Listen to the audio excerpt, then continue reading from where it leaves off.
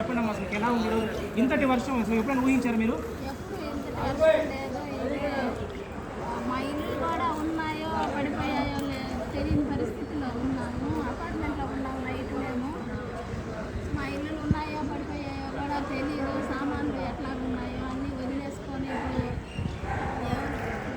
పునరావస్థకి వెళ్ళిపోవాలని.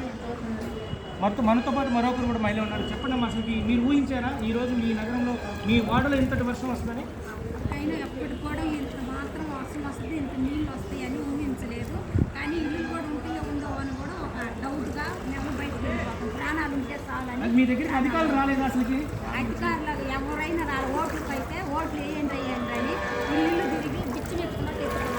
ఇప్పుడు లాస్ట్ నీళ్ళు వచ్చాక మీరెవరో మేమెవరో అన్నట్టు వాళ్ళ సుఖంగా ఇళ్ళల్లో ఉన్నారు. మేమేమో నీళ్ళల్లో అగసట్టుకోవాలి. ఇంతటి వర్షం వస్తుంది కదా, అధికారులు కానీ ఇటు రాజకీయ నేతలు కానీ చాలా మంది చెప్పారు ఇక్కడ ఉండొద్దని చెప్పారు.